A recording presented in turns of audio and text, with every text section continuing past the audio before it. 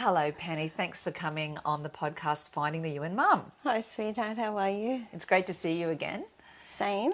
So let me just spend a second introducing you. You're going to have to help me here because your achievements since becoming a mum are quite extensive. But my understanding is that you have 5 gorgeous daughters and 8 grandchildren. You own a beautiful cafe in West End called Five Sisters, which I've frequented, and it's lovely food and lovely ambience. You're also a real estate agent with your own real estate agency. You have your own advertising agency. Correct.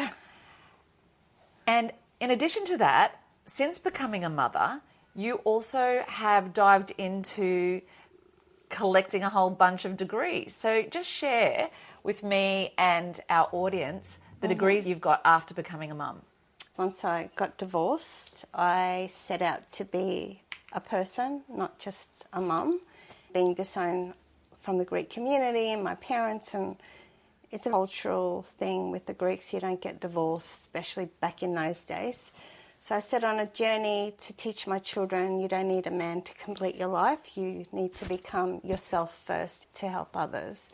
That's how it started. I went to university, got an accounting degree, a double major in commerce law, marketing and advertising, did a Juris Doctorate in law, which I nearly completed. I started my advertising agency, then opened the cafe Five Sisters and got into real estate.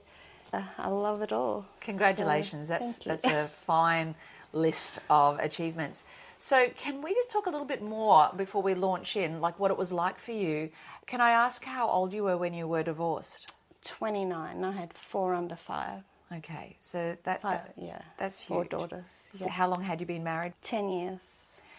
I know you were steeped in the Greek community and it wasn't well received. You didn't feel you got a lot of support? No, absolutely not. I would work at Target and all the Greeks would come up to me and grab my hand and say, go back to your husband. You need to forgive him and just go back because you'll never make it. And everyone was so cruel to me. So that's brutal. And so you've had to learn pretty young, 29 is a very tender age, that you've got to rely on yourself in life.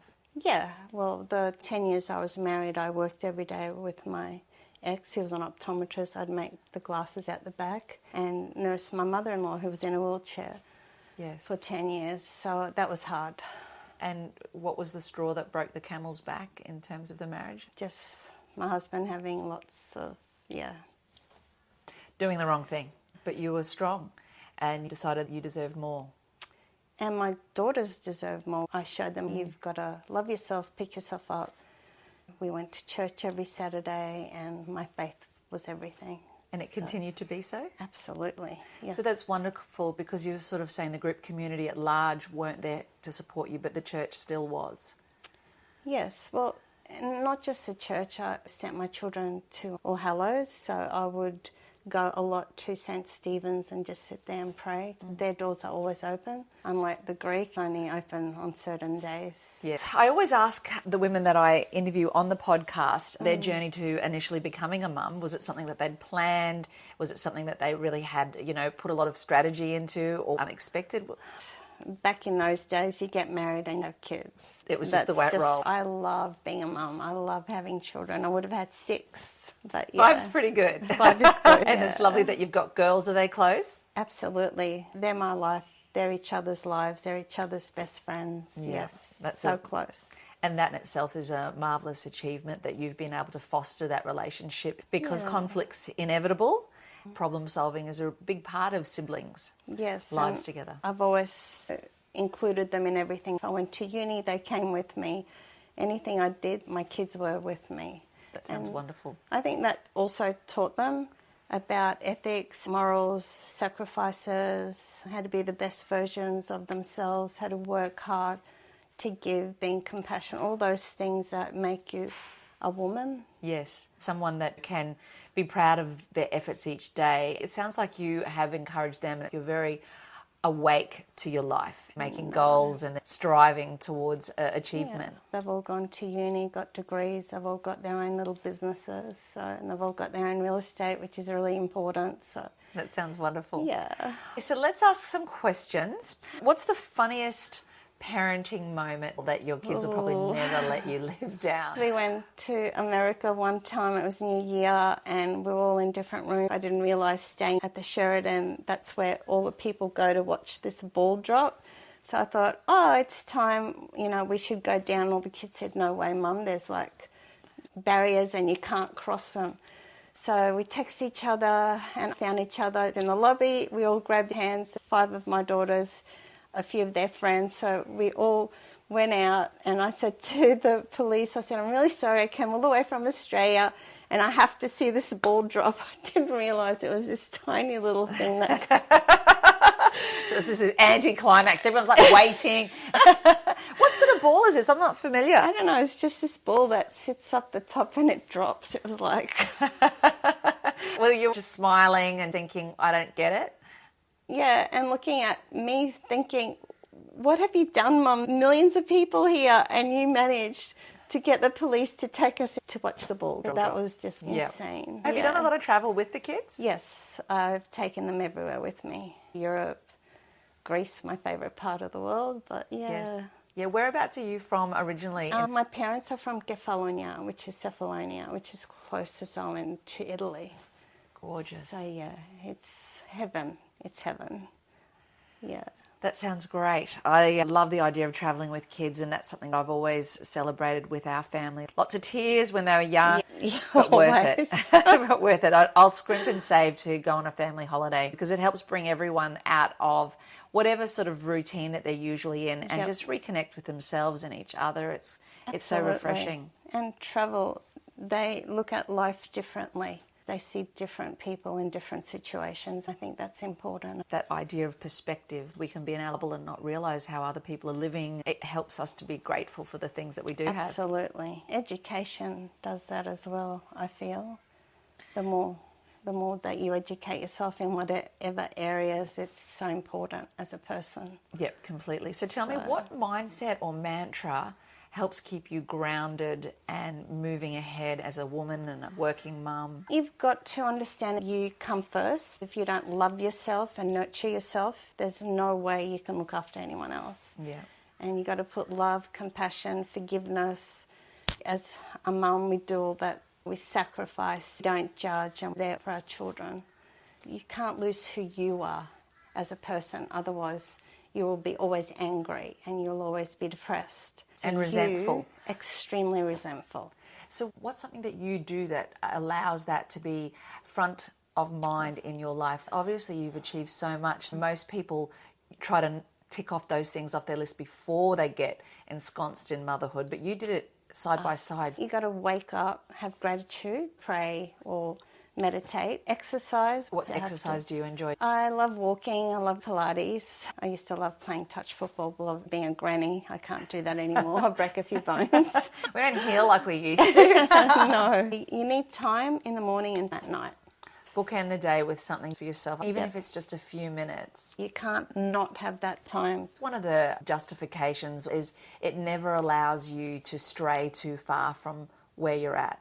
You're not so distracted by the daily grind that you wake up one day and say, I don't know who I am anymore. I'm just this machine that provides for others. By prioritising in the morning and evening that little bit of a connection with yourself, Absolutely. it means you remain close to yourself. Absolutely. And that self-awareness. You have to be authentic and you have to remind yourself, I'm not just a mum. Yes. I'm Penny or Christine or Marianne or whoever you are. You are you. And I guess that's kind of like a mantra, isn't it? I am Penny. And being able to look in the mirror each day and just reminding yourself that you are something really special and unique, separate from all the hats, all the titles. We've been taught to be this superwoman. What's the most shocking truth since becoming a mum? I didn't realise how much of yourself you've got to give all the time to the point where there's nothing left of you and you've got to keep reminding yourself that's okay. Do you feel like it helps you to be a better person? Absolutely. It's developing attributes in you where you'd be pushed to be so selfless at times? Even though this podcast is about ensuring your identity and individuality while being a mum, I don't want to take away from the journey of being a mum and how beautiful it is, but also what a growth opportunity it is. And I think your children support you. They want you to be the best version of yourself. That teaches them to become great women or men. They look at you and want to be you. Because they can admire you and you're setting an example. Selflessness is a good example, but also how you manage to carve time for yourself each day. It's an interesting recipe of giving, but also giving to yourself as well and keeping yourself in that pie chart of offerings and generosity to make sure that you don't end up, I guess, pegging your identity too much around being that selfless person that's just always there for their family and everybody else, because it can be really tempting to fall into that trap of that being that martyr. Absolutely. And if you do fall into that trap, then you spiral, you become depressed, you don't think you're worthy, and you don't want to go there.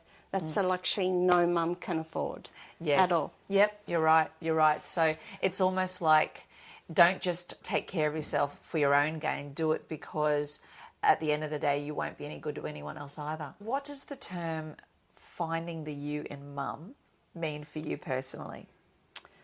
Finding who Penny is was really important to me, because if I didn't find who I was as a person, whether I was funny or giving, I love cooking, so the kids and their friends would come and cook. I needed to find who Penny was.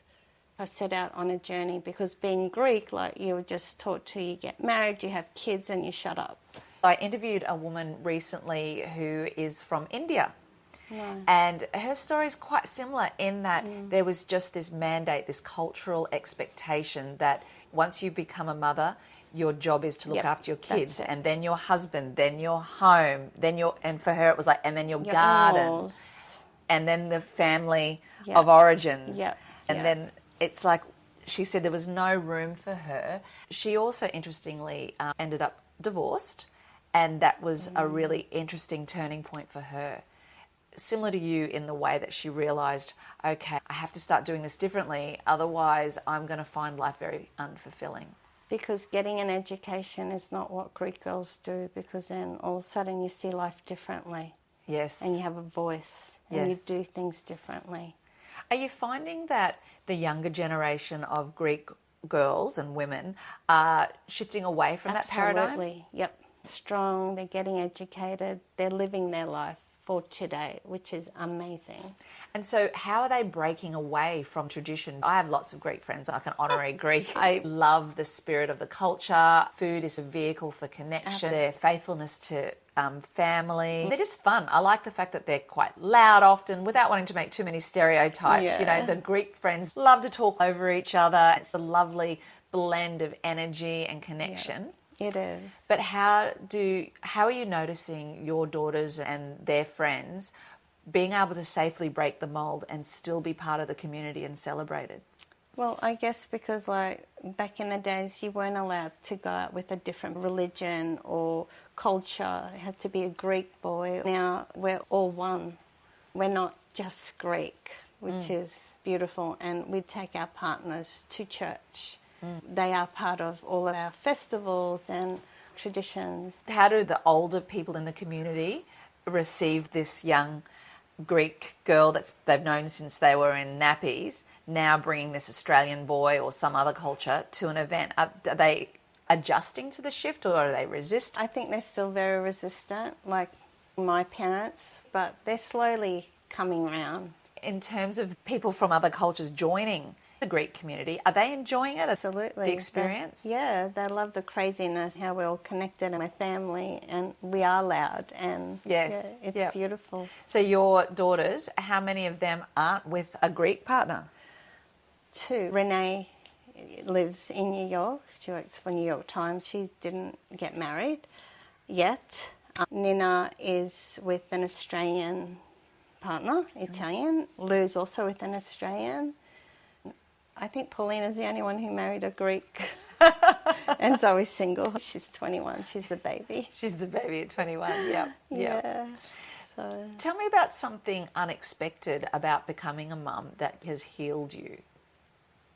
what's healed my pain, because my parents were my dad left when I was 2, mum remarried when I was 9. Our journey wasn't easy, it was hard. And Because I guess you were saying like divorce wasn't acceptable around No. your time.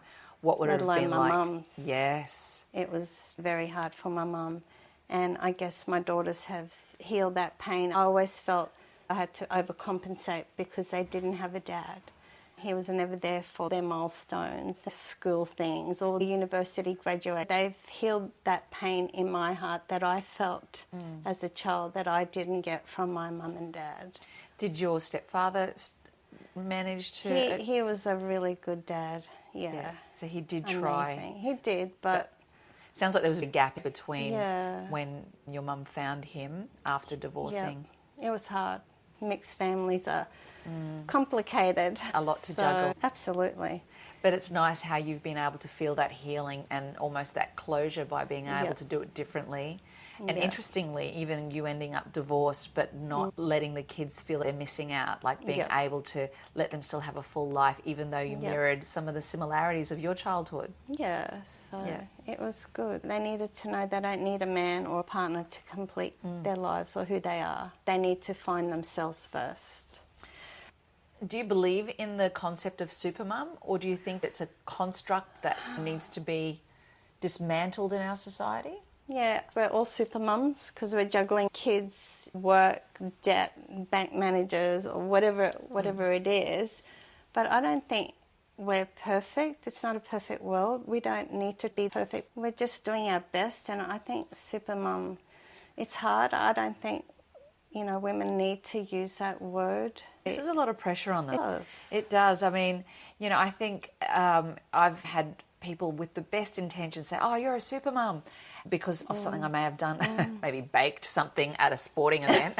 While part of me wants to bask in that compliment, another part of shies away, makes me frightened, because it's like, well, two things. It's like, firstly, I'm not.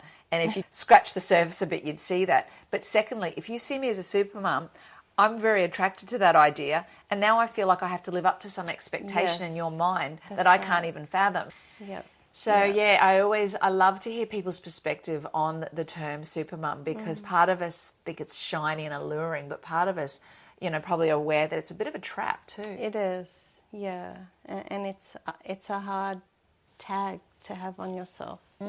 I love the way you said, well, we're all supermums. If we're upright and the kids aren't foraging in the yard for food, we're doing good. Yeah, it's like my daughter, she's breastfeeding her baby and she's at work. It's like, you don't need to do that. Put the baby on the bottle, but you did it, Mum. Doesn't mean that you need to do it too. It's okay. That's right. It's allowing people permission Yeah. to figure out what works for them and not be tethered to some concept around being a super mum or doing things in a particular prescribed way. And the other thing about this whole super mum thing, in my opinion, is it sort of like sucks the authenticity out of it as well, because we're trying to be prescribed. We're watching what the latest super mum definition is, and we're trying to adhere to that rather than just settling into our own rhythm, our own preferences. We all have really great strengths as humans, absolutely. as women. Yep. And we can let that be what pioneers our decisions as mums, not this concept of being a super mum. Because then we feel judged. Yes. And we shouldn't be judged. That judgment has to almost occur with the supermum title, doesn't it? As to be defined as a supermum, someone's done some kind of assessment that you get to be supermum. Maybe the person next to you doesn't. We want to move away from that. Yep. We're together. One of the wonderful things about being a mum, in my opinion, is the camaraderie that happens between women have children that are mums, because there is a bond we get to share. Absolutely. We don't want to take that away with comparison. We're all unique and we're all beautiful women. Tell me, what's one of the most meaningful and special compliments you've received? Oh, I guess from my children telling me, apart from the fact that I'm crazy, in a nice way, that the things that I've achieved, that they just find it insane. Like, how can you balance work and your businesses and still smile, be kind, caring, and give to them and my grandchildren, because I have at least 4 sleepover every night, and they're always at home and I'm looking after them, plus working. Yeah, wonderful. And going to uni. They didn't know how I went to uni and raised them, so they're very proud of me. Yeah, and justifiably so. So I guess you're saying of all the compliments you've received, people see your life and can't even fathom how you get any sleep whatsoever and how you keep that beautiful smile on your face. The most meaningful compliment comes from actually, interestingly, your own children. Yep. That they see you now more than just a mum, but this woman that's, you know, taken life by the horns and decided, I'm not going to just be ordinary. I'm going to make the most of my talents, my intelligence, my opportunities. Yep. I think that's marvellous. Yep.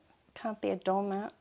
No, and I think that you probably learnt that the hard way, because your first marriage didn't help you feel good about who you were. No, I wasn't anyone. I was someone's wife, someone's mum, someone's daughter. Did you feel invisible? Yeah, I never had a voice. So it's nice to be Penny now. And knowing you, even though I don't know you deeply, I find it inconceivable how you would have tolerated that kind of behaviour. But maybe it was you were younger and you didn't know any better, and you had society and the culture really pressing upon you, this is the way to do it, just do it, comply. Yeah, well, you had to. There was no other way. It's nice to have control of yourself, your body, your mind. It's beautiful. I think we need to celebrate and keep on the path of letting people see the importance of not getting caught up with a stronger voice. Did you have good people that helped keep you on track? No. I had my daughters as my strength and my faith. Well, that shows a lot of personal constitution, and I guess that personal knowing of yourself enough to know I can do better. There's more out there for me. It's going to take a fight. Yep. Am I right in assuming you're not much of a people pleaser, or were you a people pleaser and that was part of the challenge? I was, and I am. I love helping people unconditionally, but I just needed to prove who I was. I didn't want to be someone else's something. Yeah. And that was hard, especially being disowned by the community, by my family. Yeah. It was hard.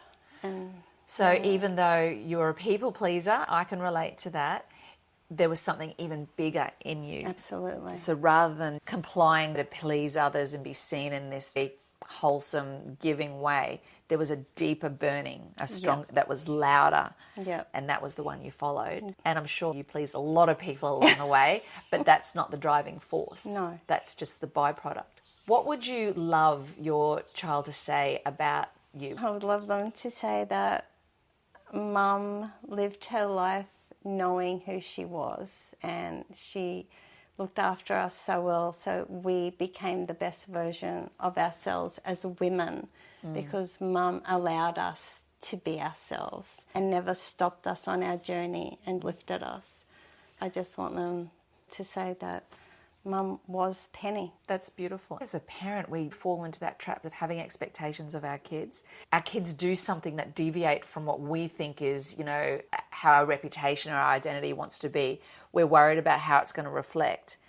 There's that tendency to want to push that onto our children, whereas you're saying you were very conscious that let them be them. Yeah, because when I built the advertising agency, I thought, oh, how awesome. Renee, photo editor and photographer.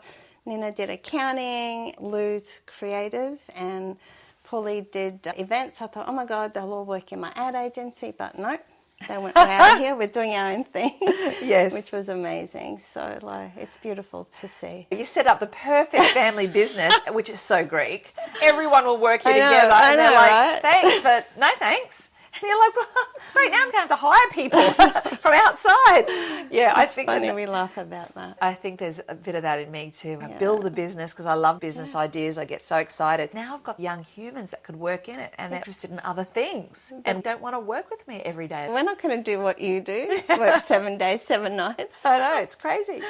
Has there ever been a time in your journey that you felt particularly lonely, even if you have been surrounded by others? Ooh, there's a lot of dark areas in your life where you feel like you hit bottom and there's, you know, you feel alone, but you're never lonely because you've always got God in your heart. Well, that's for me. When you're alone with your thoughts, you think, what if they were right? What if I'd stayed? It's the what ifs. And you think, no, well, I took this challenge. I became a better person for myself and my daughter. So what helped you through it? Your faith? Yes. Your my faith and your belief in yourself. Yes. They're two big, powerful pillars, aren't they? Yeah. Even when you're lost and feeling lonely, it's hard for the average person to conceive how lonely you'd be being so young with all these kidlets and your community, which, you know, the Greek community is strong, it's powerful, it's all-inclusive in many ways, and every day of the week's accounted for, who you're visiting, what you're doing. To be shunned in that way must have felt really frightening. It's hard and lonely. Even now, my mum's in the nursing home because Dad passed away. I go every day to see her and her eyes light up. But through my growing up years, I was very judged. Was she a hard mum? Yes. Was she hard. accepting of your decisions? No, not one. So imagine that you're trying to be this mum, and you sound like you are this mum to your kids, where they can throw anything at you and you'll find a way to love them despite whether you agree or not. But you grew up in an environment completely the opposite to that. Absolutely. Even my dad has said, go back to your husband how many times. It was just This is your dad or your stepdad? my stepdad. That must have felt awful, lying there at night thinking, maybe I should go back. Everyone will easier. embrace me again. Yeah. Everything's understood. Absolutely. And then I get to not feel this loneliness. But you didn't do that. I just wanted me. I wanted Penny. And I found Penny, which is amazing. I'm glad you did this, because if you hadn't, what version of yourself do you think we would be looking at right now? I would be depressed. I'd be on antidepressants of Seropax or Valium. I would not have an education. I wouldn't know about the world. I wouldn't have travelled. And I'd be someone's wife, mother, grandma. And that would have been it. End of That's story. Instead of this laundry list. I don't have the list in my head of all the things that you've done. And I think we've probably only touched the surface anyway. Yeah, true. No, it's great. We're learning every day to be better people. Can you give me a time when pursuing your dreams and being a mum went against the grain? Went against what the typical definition or understanding of being a mum is? When I was going to uni, I felt bad leaving my children with my mum because she would put them to sleep for me and off I'd go. And also working 7 days, 7 nights, I felt bad they don't have a dad. And that's why I always said, you know, public, private schools, that was really hard. And the only reason why they went to All Hallows was because I felt they needed the church, and because they didn't have a dad, I didn't want them to go down that bad path. I'm not saying that a public school would do that, because my youngest daughter went to Sad High and she's a brain, turned out perfect. But at that time, you just wanted to make sure you had as much scaffolding as you could for them. The support. I didn't have family around me. So if you were going to wrap up a beautiful piece of wisdom that you could share, what would be something that you would just, because it feels like you are the poster girl for this podcast. When I was inspired to create this podcast, it was wanting people to understand the varied lives that people can have in addition to being a mum. That being a mum is a wonderful role and you clearly adore it, but you haven't let that eclipse your own interests and identity. You've had to fight so hard to maintain that from a really young age. Just find the you in mum. Find who you are first. Give everything to yourself in order to give it to your children and your family. So love who you are unconditionally. And I guess there's days where that doesn't come so easily, but if we keep that as our true north, we can't vary too far. Forgive yourself and stop judging yourself, and just be honest in your heart. And then happiness will happen and your kids will be happy and everyone will be well balanced. Thanks so much for coming on the Thank show, you. Penny. That was really enjoyable, and you've shared so many insights, and I feel like we've only scratched the surface with some of the topics there, because I think what I loved about our conversation today was it does talk a lot about the two big themes, three, but two big. It was like divorce, what that does to your trajectory, both ways. For you, divorce was the best thing you ever did in many ways. And also just the fact that as women, as mums, we also are part of a culture. And that cultural impact will define how we progress. And sometimes in finding the you and mum, it also means figuring out how that's going to work in amongst your cultural setting. Yep, absolutely. And it sounds like you've got to be willing to bear the brunt of some gossip and some pain and some discomfort, because I'm sure you didn't come out unscathed. No, absolutely not. You build a barrier around you and never look back. Yeah. Ever. Yeah. So, yeah. Wise words. Thank you so much. Thank you so much.